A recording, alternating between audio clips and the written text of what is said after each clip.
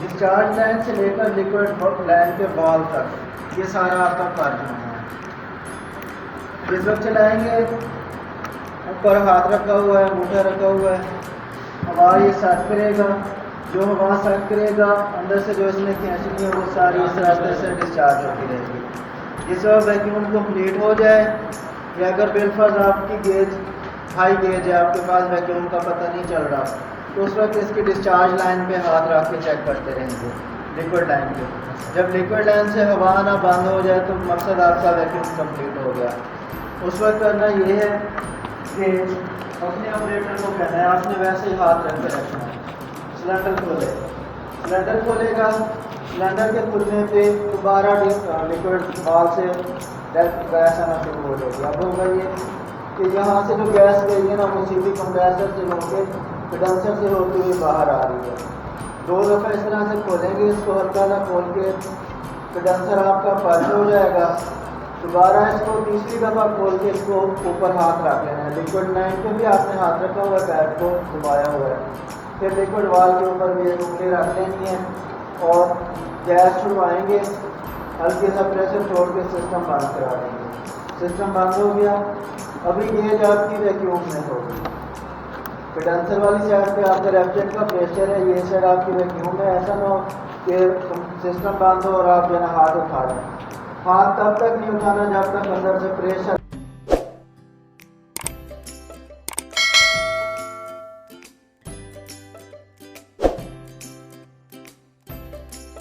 آپ کے ہاتھ پہ رکھ جائیں گے.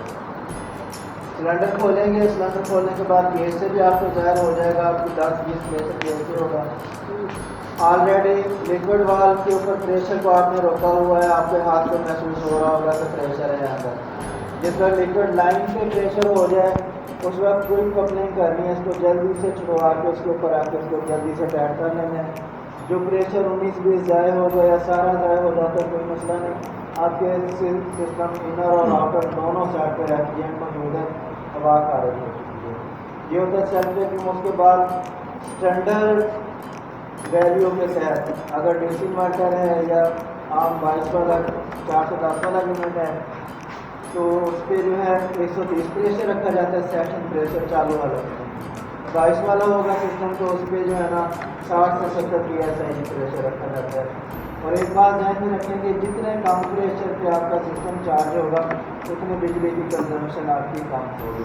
بالفرض 22 والا ہے, لکھنے کی ضرورت نہیں ہے. اس ویڈیو کی اہم ڈسکشن چلتی رہے گی, لیکن آپ سب سے پہلے اس ویڈیو کو لائک کریں, اور جو لوگ پہلی بار میرے چینل پہ آئے ہیں تو ان سے گزارش ہے کہ میرے چینل کو سبسکرائب کریں اور بیل آئیکن کو ضرور دبائیں تاکہ میری ہر آنے والی نئی ویڈیو کا نوٹیفیکیشن آپ کو ملتا رہے.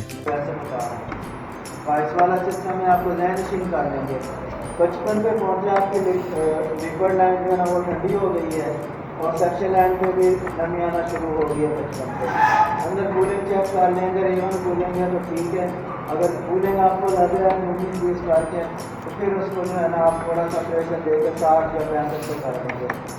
مزید اس سے زیادہ نہیں کرنا ہوتا. اور ایک بات ذہن میں رکھنی ہے, ماحول کے ٹمپریچر کو ذہن میں رکھتے ہوئے آپ نے چارجنگ کرنا. بالکل جیسے آپ کنڈیشن ہے باہر ٹھنڈک ہے, ٹھنڈک میں یہ ہوتا ہے کہ کنڈنسنگ بہتر ہو رہی ہوتی ہے, پریشر کم شو کراتا ہے پریشر, اور آپ اسی طرح سے 60-70 پہ رکھ کے چلے جاتے ہیں.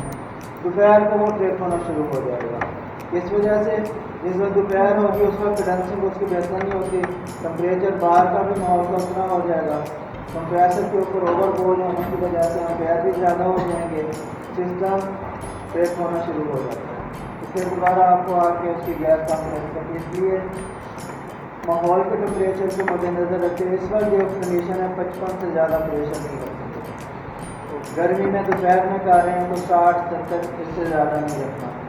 مزید یہ ہوتا ہے کہ انر اور آؤٹر کو اچھی طرح سے چیک کر لیں. ڈسچارج لائن جو اس کمپریسر کی ہے یہ والی لائن اس کو چیک کر لیں کہ گرم کس طرح سے ہو رہی ہے, لیکوڈ لائن سے صحیح لیکوڈ پہنچ رہا ہے. بعض نشانیاں جو اس کی بنیادی دیکھی جاتی ہیں, سب سے پہلی امپیئر ہے. امپیئر چیک کر لینے کہ کتنے کیا ہے, باہر کور کے اوپر لکھا ہوا ہوتا ہے रेटेड एम्पेयर।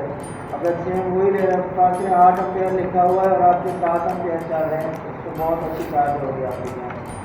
8 एम्पेयर लिखा हुआ है और 9-10 ले रहे हैं, तो फिर सिस्टम में कोई गड़बड़ है, कैपेसिटर उसका कमज़ोर है, ओवर चार्ज किए पड़े हैं, वो आप उसकी निशानी आपने खुद चेक करना, सिस्टम आपको बताने से बात है। आप खुद उसको चेक करेंगे, चेक करने के बाद फिर इसको जो है ना कवर करेंगे। तो सारा जो प्रोसेस होगा उसको आप सारी चीज़ें उसमें फॉलो करेंगे। कोई एक चीज़ स्केप करने से आपके मसले में चल रहे थे। क्लियर है?